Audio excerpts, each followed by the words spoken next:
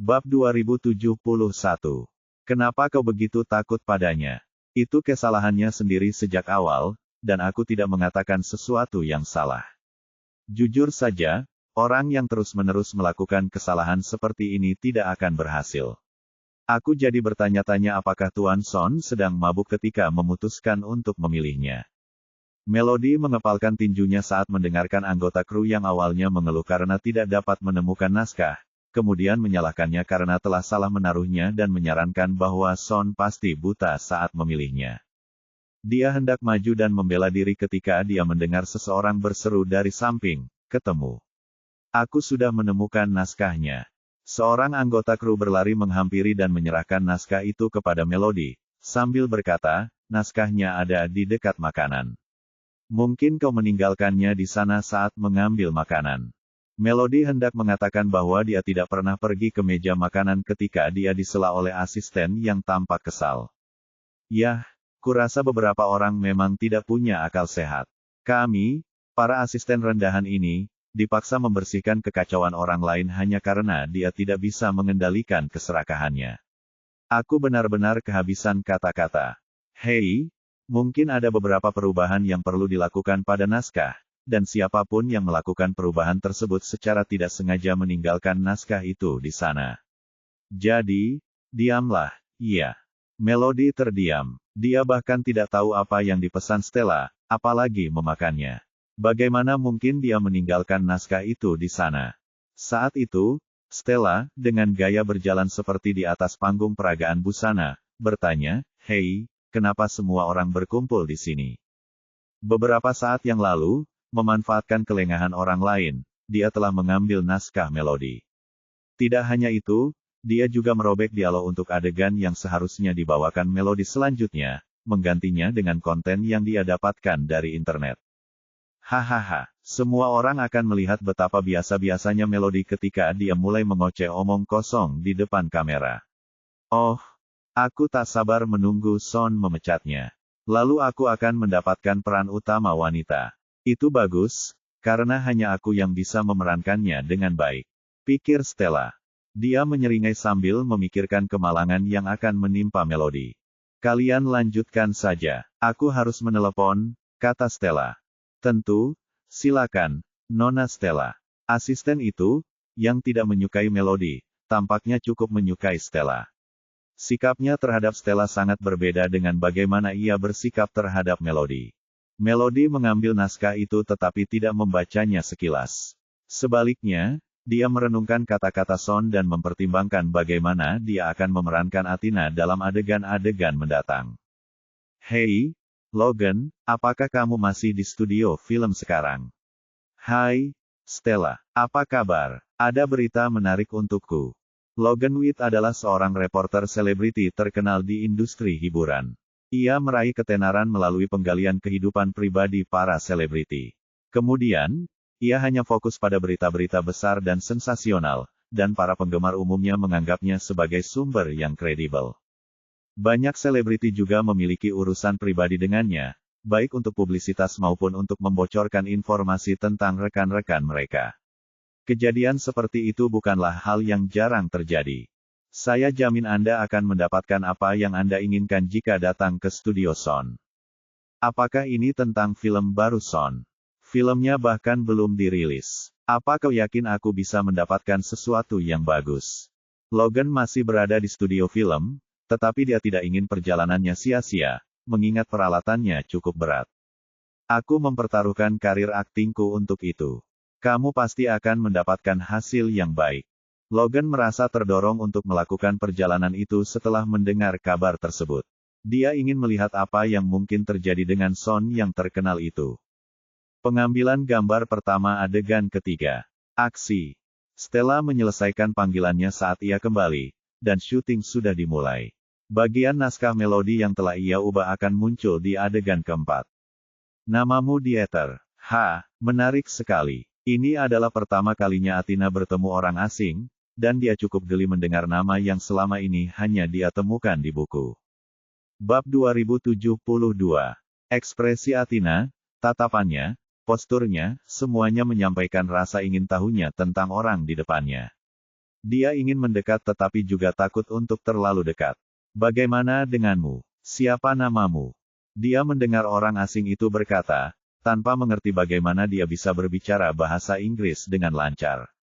Siapa yang mengajarinya? Pikirnya. Ia tak kuasa menahan diri untuk mundur 3 langkah sebelum bertanya, apakah Anda orang asing palsu?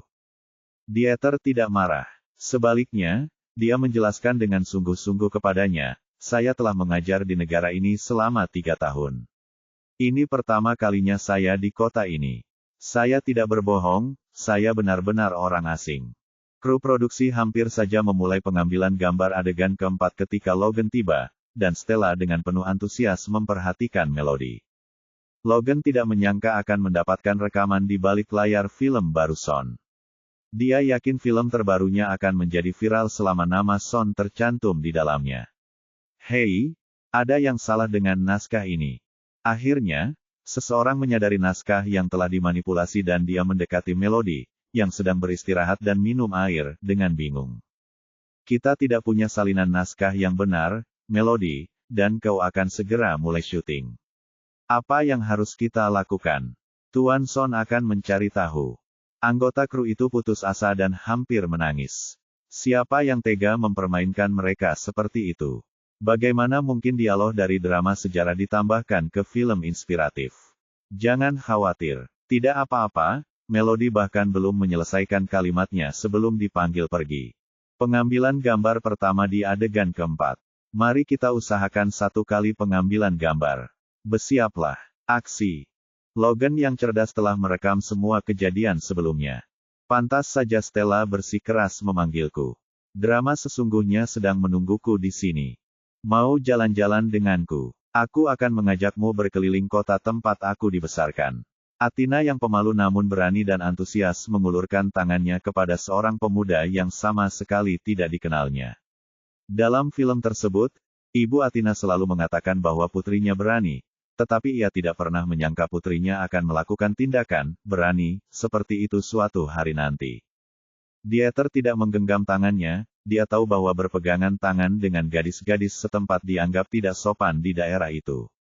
Aku ingin berjalan-jalan bersamamu, Athena. Namamu terdengar indah, dan kau sangat cantik. Athena tak kuasa menahan rasa malu mendengar pujiannya yang lugas.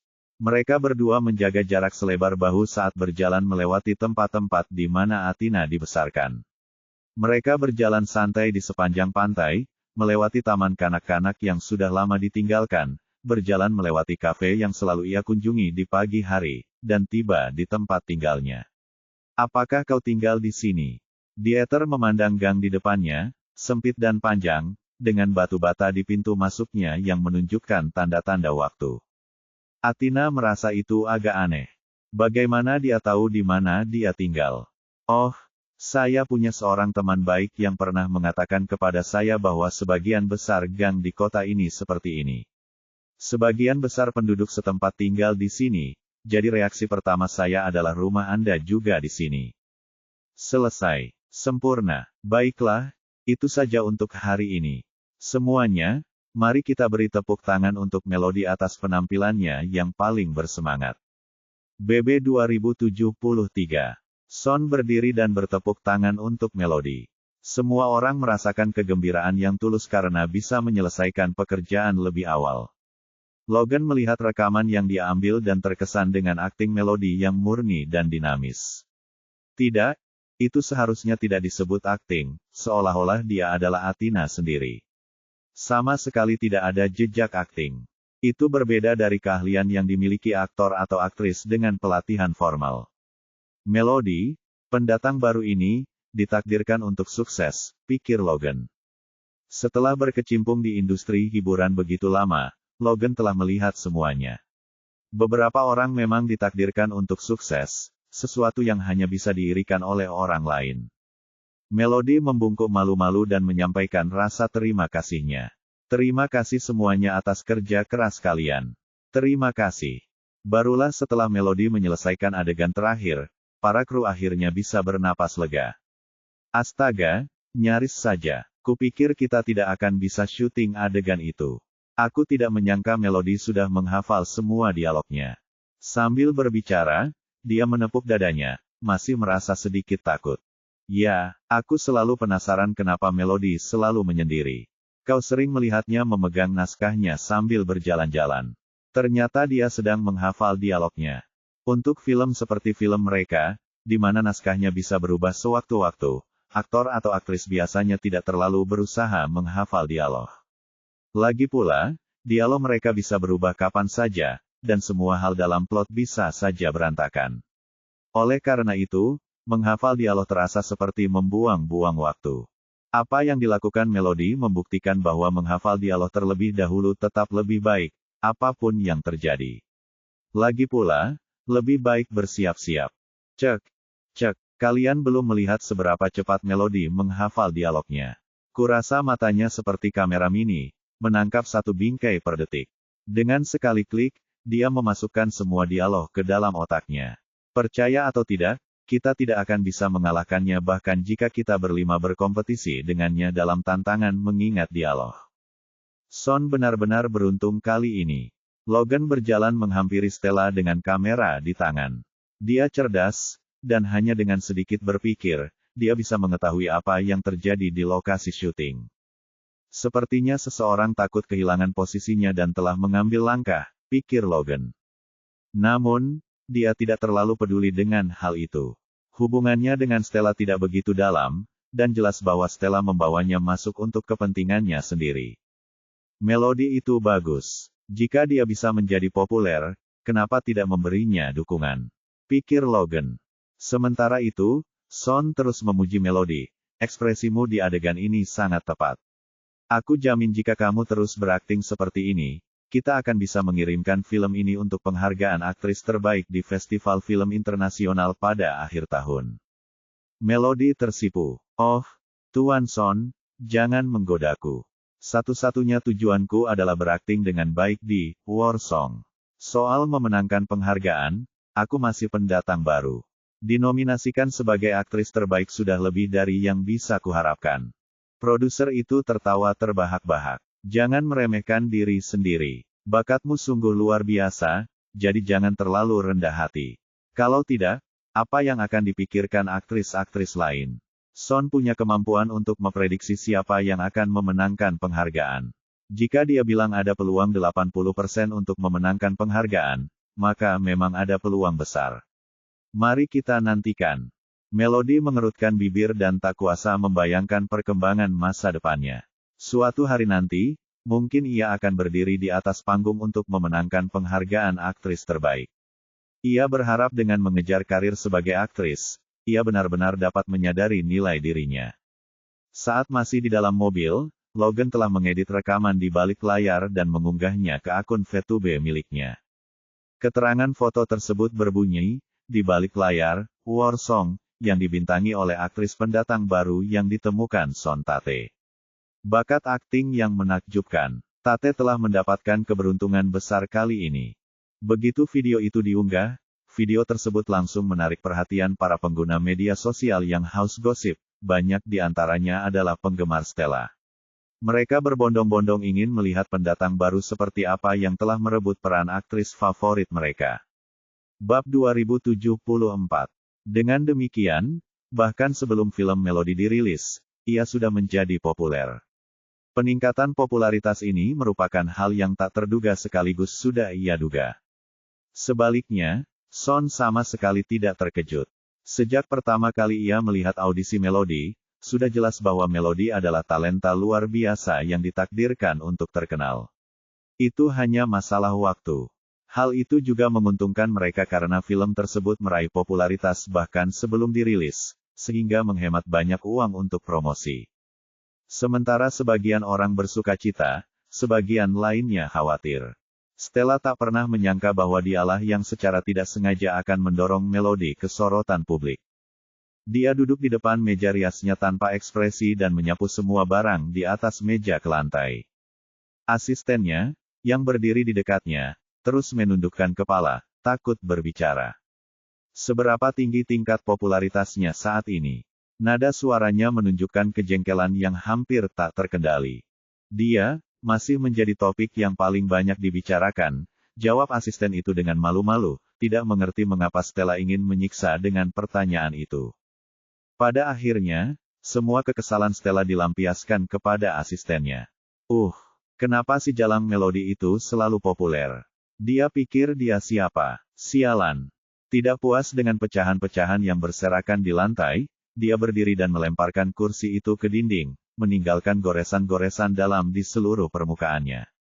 Tenang, Nona Stella. Kamu masih punya adegan yang harus difilmkan nanti. Kita akan berada dalam masalah besar jika seseorang merekam dan mengunggah video kamu melempar barang-barang ke internet. Asisten itu tidak ingin membuat Stella semakin marah, tetapi sebagai asisten Stella, jika ada berita negatif yang muncul, manajer tidak akan berani menghadapi Stella tetapi pasti akan meminta pertanggungjawabannya. Selalu asisten rendahan sepertiku yang akhirnya ditegur, pikir asisten itu. Apa yang kamu takutkan? Tidak seorang pun di tim produksi akan berani menyebarkan gosip negatif tentangku kecuali mereka ingin karir mereka hancur. Stella menoleh dengan tatapan tajam. Atau kau pikir orang lain bisa melewati aku? Meningkatnya popularitas Melody juga salahmu. Kalian sekelompok orang tak berguna yang tidak pantas bekerja untukku. Kalian semua belum melakukan satu pun tindakan untuk mengekang popularitasnya. Apa gunanya mempertahankan kalian jika kalian tidak akan melakukan apapun? Dia melampiaskan kekesalannya pada asisten toko, bahkan tidak menyadari ketika manajer masuk. Cukup, Stella, berhentilah mengamuk. Bukankah ini sudah cukup memalukan? Orang-orang di luar menunggu untuk meliput berita tentangmu. Apa kau tidak mau berakting lagi? Sudah kukatakan sebelumnya, berhentilah mengerahkan begitu banyak usaha untuk Melody itu. Mengapa tidak fokus pada peningkatan kemampuan aktingmu sendiri jika kau punya banyak waktu luang? Manajer Stella, Alvin Londe, merasa frustrasi. Stella memulai kariernya di bawah bimbingannya, dan dia menjadi cukup sukses, menjadi selebriti paling penting dalam portofolionya. Namun, Stella sudah terobsesi dengan Melody sejak debutnya. Alih-alih fokus pada proyeknya sendiri, ia mencurahkan sebagian besar perhatiannya pada kru film Son. Kru filmmu sendiri diam-diam membicarakanmu, Stella. Tidakkah kau tahu bahwa kau harus mengurus mereka sebelum mengurus orang lain? Alvin tampak tidak senang. Lagi pula, ada apa dengan adegan-adegan yang baru saja kau rekam? Apa kau tidak menghafal dialogmu sama sekali? Kenapa kau begitu peduli? Apa kau juga mengincar Melody dan tidak lagi ingin mewakiliku? Tunggu sampai aku menjadi istri Lukas, barulah kalian semua harus kembali memohon padaku. Stella sedang tidak dalam kondisi pikiran yang baik untuk mendengarkan nasihat orang lain. Dia berpikir semua orang ingin mencelakainya. Kau benar-benar gila. Alvin bingung harus berbuat apa dengannya. Jika dia ingin menghancurkan masa depannya sendiri, biarlah, pikirnya. Ini salahnya sendiri karena terlalu terobsesi untuk menikah dengan keluarga Rivera. Percuma saja dia mengatakan hal lain karena Stella jelas-jelas memandang rendah industri hiburan.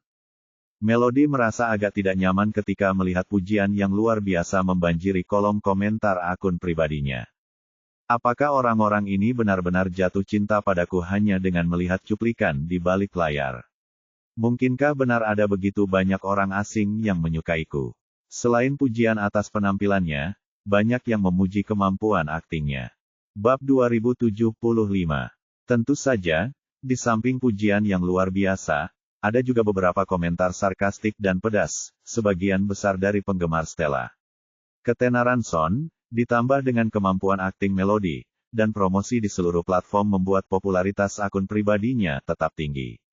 Lukas, yang berada di gedung Rivera Group, juga menyaksikan Melody menerima pujian luas atas aktingnya.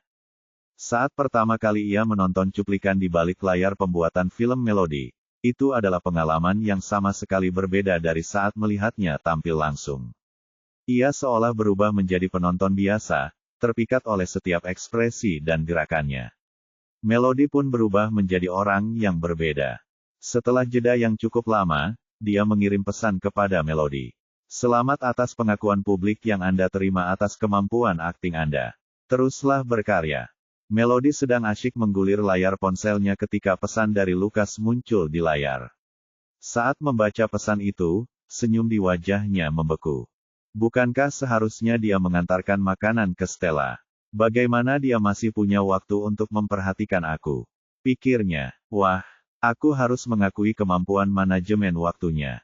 Melody berpikir bahwa Lukas hanya sekilas melihat berita utama di sela-sela mengantarkan makanan untuk Stella, karena itulah pesan yang dikirimnya terdengar tidak tulus. Dia mungkin tidak tahu apa yang telah Melody perankan. Melody menarik napas dalam-dalam dan hanya membalas, "Terima kasih." Sedangkan untuk hal lainnya, dia tidak ingin repot. Lukas duduk dengan kaki bersilang dengan malas menunggu jawaban Melody, hanya untuk disambut dengan dua kata, "Terima kasih." Hanya itu saja, apakah dia tidak akan berbagi informasi apapun dari sesi pemotretan itu denganku? Apakah dia tidak punya apapun untuk diceritakan kepadaku tentang dirinya yang menjadi topik paling trending? Lukas keluar dari obrolan, lalu masuk kembali untuk memeriksa lagi, tetapi hanya itu yang dia terima dari Melody. Mungkin dia masih merumuskan jawabannya, pikirnya. Dia merasa agak tidak senang karena indikator, sedang mengetik, tidak pernah muncul. Ketuk, ketuk. Tuan Lukas, Kepala Departemen Keuangan telah tiba dan sedang menunggu Anda di ruang rapat. Ketika Edmund mengetuk pintu kantor, Lukas tampak sedang melamun. Edmund merasa sangat terkejut. Bahkan Tuan Lukas pun terkadang bisa melamun. Meskipun hanya selisih 1 atau 2 detik, dia tetap sulit mempercayainya. Lagi pula, setiap kali dia datang untuk mengingatkan Lukas tentang urusan pekerjaan sebelumnya, Lukas selalu sibuk dengan tumpukan dokumen. Lukas telah menunggu balasan dari Melody. Untuk pertama kalinya selama pertemuan itu, dia tidak menyetel ponselnya ke mode senyap, namun ponselnya tetap tidak berbunyi. Pendapatan dari kerja sama dengan Molomia meningkat 1 poin persentase pada kuartal lalu, jadi kami dapat melanjutkan kemitraan ini pada kuartal ini. Tetapi jika pendapatan tidak meningkat setidaknya 2 poin persentase pada kuartal ini, tidak perlu melanjutkan kerja sama pada kuartal berikutnya.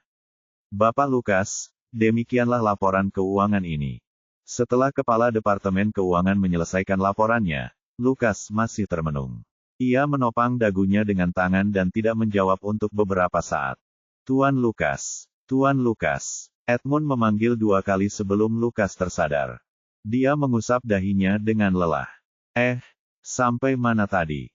Bab 2076. Kepala Departemen Keuangan telah memberikan penilaian mereka tentang kerja sama dengan Molomia. Analisis detailnya ada di dokumen di sebelah kiri Anda, jawab Edmund. Baiklah, kalian semua bisa istirahat sementara saya memeriksa dokumen ini. Lukas mengangguk kepada mereka, dan bawahannya akhirnya merasa lega. Presiden kita hebat dalam segala hal, tetapi dia terlalu gila kerja. Ya, semua orang perlu istirahat. Kalau tidak, kenapa dia tiba-tiba melamun? Tapi bukankah aneh kalau Tuan Lukas pun melamun? Ketika Lukas pertama kali mengambil alih perusahaan, dia begadang 3 malam berturut-turut. Keesokan harinya, dia masih menjadi orang yang paling waspada dalam rapat, sehingga mendapatkan rasa hormat dan kekaguman dari karyawan senior. Perjalanan waktu memang tak kenal ampun. Bahkan seseorang semuda Lukas pun tidak tahan lagi. Bagaimana dengan mereka? Setelah pertemuan itu, Lukas menghela napas lega. Sepanjang pertemuan, ia merasa sangat sulit untuk berkonsentrasi. Ia terus-menerus merasa teleponnya akan berdering kapan saja. Namun, teleponnya tetap sunyi secara tidak biasa bahkan setelah pertemuannya berakhir. Edmund, apa jadwalku untuk sisa hari ini? Pukul 13.20, ada pertemuan dengan Tuan Denny. Pukul 14.40, Anda dijadwalkan hadir di pesta ulang tahun Tuan Ian. Itu saja. Setelah berpikir sejenak, Lukas menyipitkan matanya dan berkata, tunda pertemuan dengan Tuan Denny setengah jam. Saya ada urusan sekarang, dan saya akan kembali sebelum jam 2. Edmund terkejut sesaat tetapi dengan cepat menjawab, tentu. Lukas mengulurkan 2 jari dengan tangan kanannya, dan Edmund segera menyerahkan kunci mobilnya. Lukas bergegas pergi seolah-olah terburu-buru untuk bertemu seseorang. Ia begitu terburu-buru sehingga bahkan kancing jasnya pun terlepas. Aneh sekali. Sangat aneh, seru Edmund sambil memperhatikan sosok Lukas yang menjauh. Melody sejenak memeriksa ponselnya dan melanjutkan membaca naskah. Naskahnya, yang sebelumnya telah diubah oleh seseorang, telah dikembalikan ke keadaan semula. Ekspresi Son berubah muram saat melihat naskah itu. Pantas saja Logan sampai di sini secepat ini. Ternyata ada yang memanggilnya. Dia mendongak dan melirik melodi yang tampak polos. Dia masih tidak tahu bagaimana dia berhasil menghindari jebakan tertentu. Sepertinya pepatah, keberuntungan berpihak pada orang bodoh, itu benar. Son tidak mentolerir siapapun yang melakukan trik curang di tim produksinya. Namun, seseorang berani ikut campur tepat di depannya. Mulai sekarang, naskah untuk peran utama wanita akan digilir di antara kita untuk disimpan. Kamu yang akan bertanggung jawab jika terjadi sesuatu yang salah saat naskah berada di tanganmu, umumkan Son. Dengan cara ini, kemungkinan orang lain mengutak-atiknya bisa dihilangkan, pikir Son. Melody samar-samar merasakan sesuatu telah terjadi. Ia mungkin akan mempermalukan dirinya sendiri di depan semua orang jika bukan karena kebiasaannya menghafal dialog, dan apa yang Logan rekam dalam film tentu tidak akan mendapatkan ulasan positif yang ia nikmati. Bisa dibayangkan bagaimana pengguna media sosial akan mengejeknya dan film itu ketika dirilis. Sambil memegang naskah terbaru, ia terus meneliti detailnya, sepenuhnya asyik dan tidak terganggu oleh sekitarnya saat ia berjongkok di tanah. Ada kursi. Kenapa tidak duduk saja? Tanya Lukas saat masuk dan melihat Melody berjongkok di lantai, tampak menyedihkan. Melody meliriknya dan mengikuti arah langkah kakinya yang panjang hingga bertemu dengan tatapan meremehkan Lukas dari atas. Apa yang dia lakukan di sini pada jam segini? Aku suka berjongkok, jawabnya. Bab 2077. Oh, aku lupa kalau pria ini datang untuk mengantarkan makanan ke Stella. Kalau begitu, itu bukan urusanku, pikir Melody. Lukas mengerutkan kening ketika melihat Melody bersikap acuh tak acuh seperti biasanya. Dia sudah jauh-jauh datang untuk menemuinya, namun Melody tetap bersikap dingin. Tidakkah menurutmu terlihat tidak menarik bahwa kau, pemeran utama wanita, berjongkok di sini dengan begitu tidak elegan? Melody cukup bingung. Tidak ada orang lain yang menganggap tidak pantas aku menempati tempat ini sebelum kau datang. Bukankah kau di sini untuk mencari seseorang? Baiklah, pergilah. Bagaimana mungkin dia masih bersikap acuh tak acuh padahal dia tahu aku di sini untuk mencarinya? Apa dia benar-benar menganggap dirinya orang penting atau semacamnya? Pikir Lukas. Melody, jangan bilang kau merasa sudah jadi aktris hebat hanya karena kau pernah menjadi topik trending. Kau tahu kan, jalan yang harus kau tempuh masih panjang. Kata Lukas sambil tersenyum sinis. Nada bicaranya yang seenaknya membuat Melody merasa sangat tidak nyaman, seolah-olah semua usahanya sebelumnya sia-sia. Melody ingin melampiaskan kekesalannya, tetapi mengingat hubungan kontraktual mereka, ia menahan kata-kata marahnya.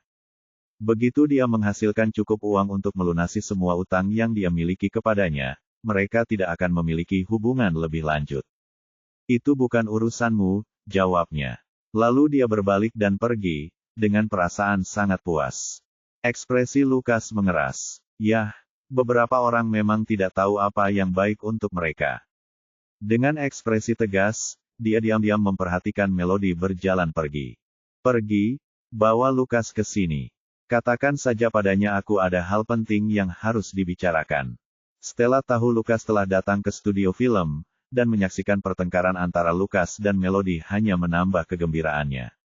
Saat itu, dia tidak punya waktu untuk memarahi asistennya karena dia masih membutuhkan asisten tersebut untuk menjalankan tugas-tugasnya. Cepat, kalau tidak, Lukas akan kembali ke kantor. Stella duduk di dalam trailer ruang ganti. Ia dengan hati-hati merapikan riasannya di depan cermin, dan bayangannya tersenyum menggoda padanya. Sudah kukatakan sebelumnya.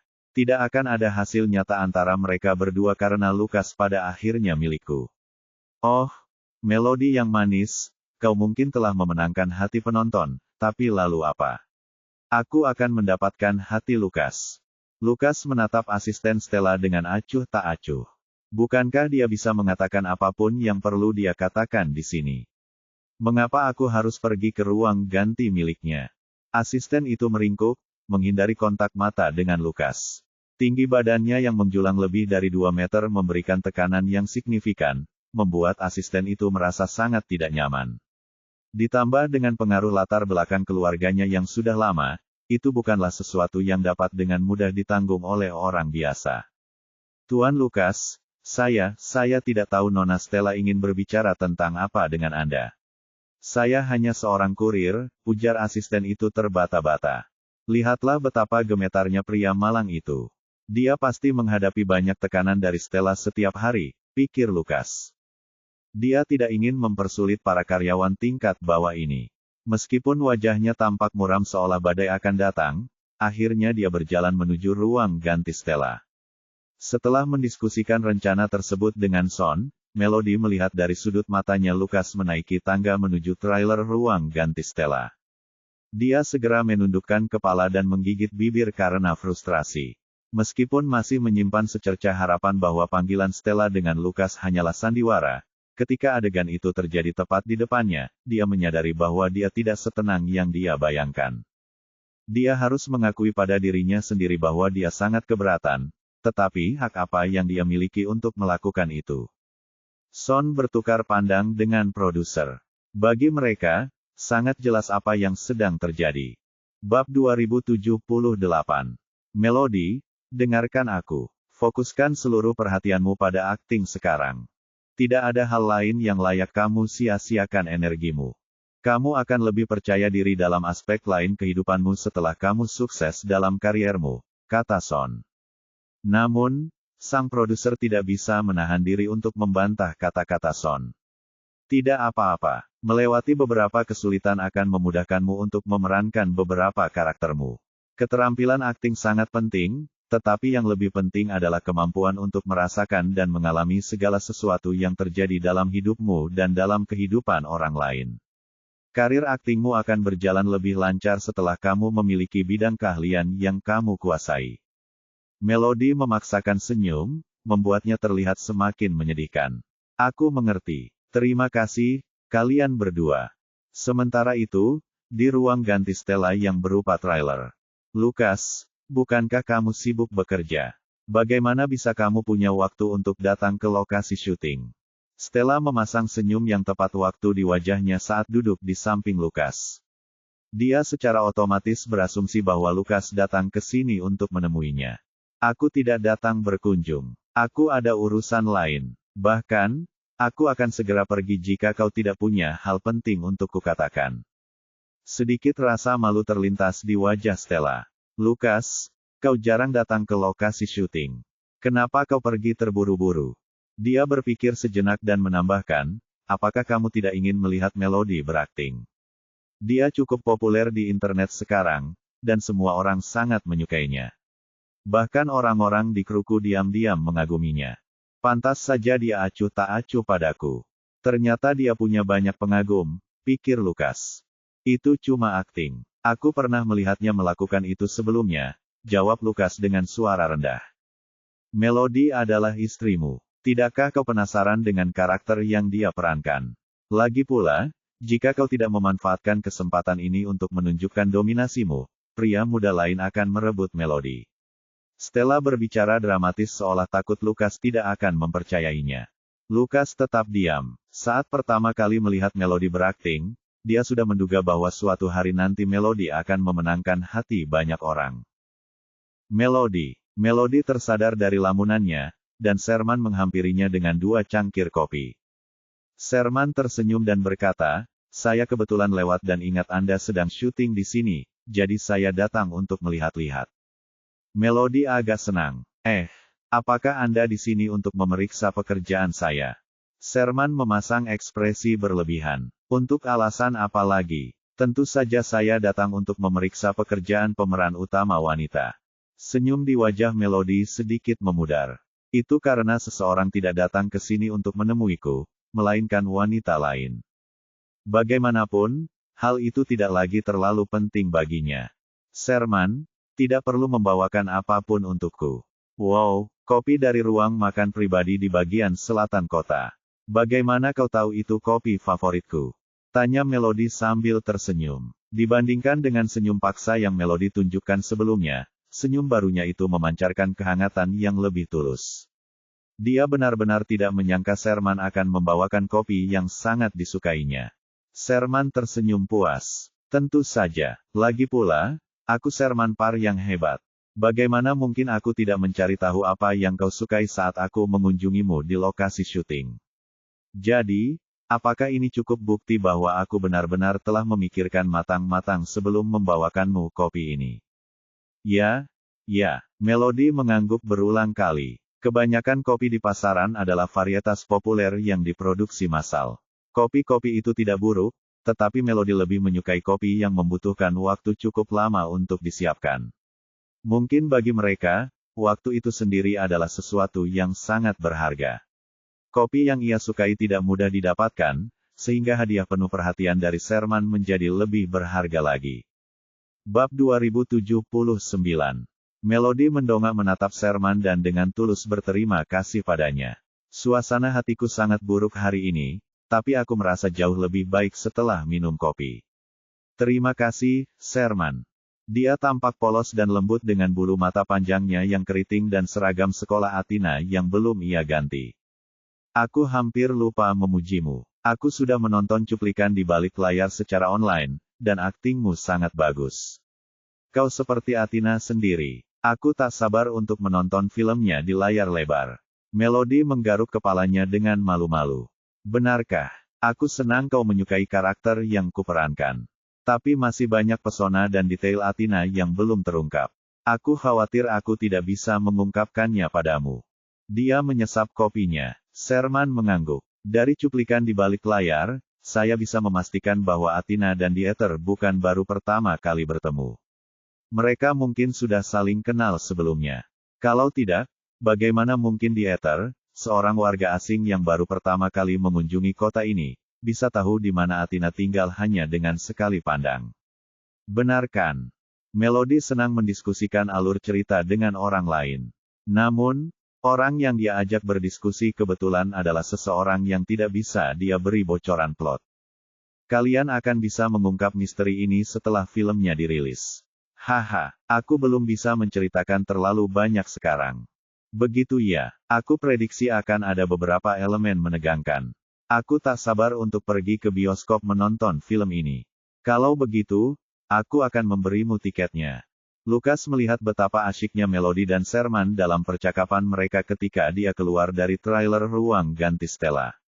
Melody menatap Sherman dengan tatapan santai dan tulus, jauh berbeda dari pergumulan yang ia tunjukkan saat berbicara dengan Lucas. Oh, kebetulan sekali bertemu denganmu di sini juga, Sherman.